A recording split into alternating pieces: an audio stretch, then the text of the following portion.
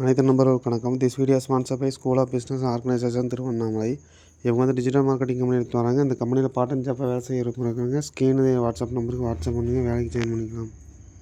Skip பண்ணாதீங்க. பெரிய தப்பு. தினம் ₹300 சம்பாதிக்க அரிய வாய்ப்பு. இன்ஸ்டாகிராம், ஃபேஸ்புக் பயன்படுத்த தெரிந்தால் போதும். Content post and content publishing மூலமா தினம் ₹300 சம்பாதிக்கலாம். இந்த வேலை செய்ய 5 நிமிடம் போதும். Work training support, group communication support, all language customer live chat support, முக்கியமா சொந்தமா ஒரு பிசினஸ் ஸ்டார்ட் பண்ற அளவுக்கு உங்களால கற்றுக்கொள்ளவும் முடியும், சம்பாதிக்கவும் முடியும். இந்த வேலை வாய்ப்பு வழங்குவது 5 வருடத்திற்கு மேல ரன் ஆகிட்டு இருக்க நம்ம தமிழ்நாட்டு company school of business organisation private limited. மேலும் விவரங்களுக்கு டிஸ்கிரிப்ஷன்ல கொடுத்திருக்க நம்பருக்கு வாட்ஸ்அப் பண்ணுங்க.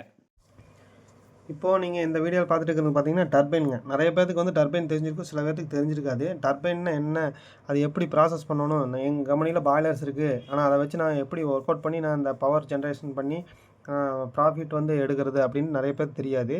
அவங்களுக்கு தான் இந்த வீடியோ பார்க்கலாம் வாங்க. இப்போ வந்து இது வந்து தெர்மல் பவர் பிளான்ட்டு. இது என்ன பிளான்ட்டாக இருந்தாலும் டர்பைன்ங்கிறது ஒன்று தான். எப்படி யூஸ் பண்ணணும், அதாவது எப்படி பாய்லரு உங்களுக்கு எவ்வளோ டன்ஹெச் பாய்லரோ அதுக்கு தகுந்த மாதிரி தான் நீங்கள் டர்பைன் வாங்கணும். ஏன்னா நீங்கள் எவ்வளோ 20 கேஜி இல்லை 10 கேஜி எவ்வளோ ப்ரெஷர் இருக்கக்கூடிய உங்கள் பாய்லரோ அதுக்கு தகுந்த மாதிரி நீங்கள் சொல்லி பர்ச்சேஸ் பண்ணிங்கன்னா தான், டர்பைன் பண்ணிங்கன்னா தான் உங்களுக்கு அதுக்கு தகுந்த மாதிரி எஃபிஷியன்சி இருக்கும். அதை விட்டுட்டு நீங்கள் 20 கேஜி பாய்லர் கொண்டு போய் நீங்கள் 10 கேஜி டர்பைனை வாங்கிட்டு வந்தாவோ அதுக்கு மேலே வாங்கிட்டு வந்தாவோ யூஸ்லெஸ் ஆகிடும். அதனால் உங்களுக்கு என்னவோ அந்த ப்ராசஸ் அந்த மாதிரி அளவுக்கு வாங்கிக்கிங்க.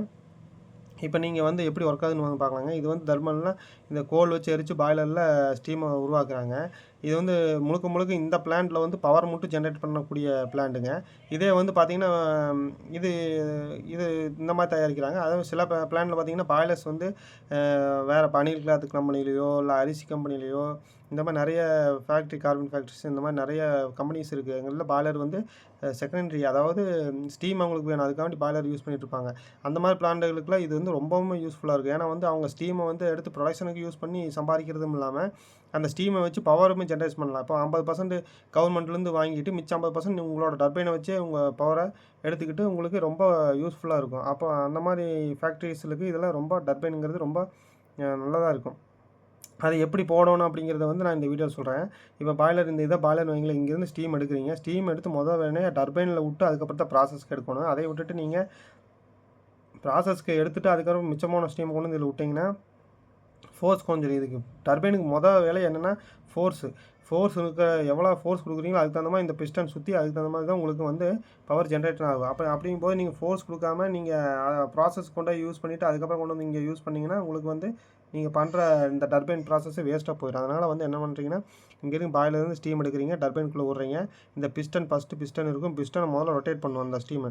இந்த பார்த்திங்களா பல்லாக இருக்குங்க இல்லையா, பாக்ஸாக இருக்குது, அந்த ரொட்டேஷன் அந்த அடித்து ஸ்டீம் ரொட்டேஷன் ஆகும்போது என்ன ஆகும்னா, இங்கே இருக்க காயில் வழியாக இந்த காயிலும் சுற்றும். இந்த காயில் எவ்வளோ ஸ்பீடாக சுற்றுதோ அதுக்கு தகுந்த மாதிரி பவர் ஜென்ரேட் ஆகும்.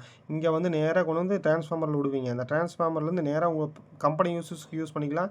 இல்லை வேண்டாம் எனக்கு இப்போ எக்ஸஸாக இருக்குதுன்னா நீங்கள் கவர்மெண்ட்டுக்கோ இல்லை மற்ற கம்பெனிஸுக்கோ பார்க்கலாம், நீங்கள் சப்ளை பண்ணலாம்.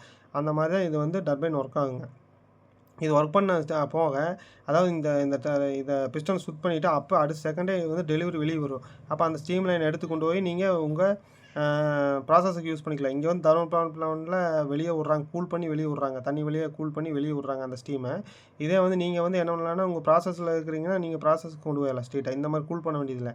கூல் பண்ணாமல் நேராக ஹெட்டர் போட்டு ஹெட்டர்லேருந்து, அதாவது இந்த பாயிலேருந்து ஸ்ட்ரெயிட்டாக வந்து டர்பைனுக்குள்ளே கொடுக்கக்கூடாதுங்க. பாயிலேருந்து நேராக கொண்டு வந்து ஒரு பெரிய ஹெட்டர் போட்டு அந்த ஹெட்டர் எத்தனை பாயில் இருக்கோ அத்தனை பாயிலரோட ஸ்டீம் லைனையும் கொண்டு வந்து ஒரே ஹெட்டரில் ஜாயின் பண்ணி அந்த ஒரே ஹெட்டர்லேருந்து டர்பைனுக்குள்ளே விட்டு டர்பைன்லேருந்து அவுட்லெட் ஆகிற ஸ்டீம் லைன் எடுத்து மறுபடியும் ஒரு ஹெட்டரில் விடணுங்க.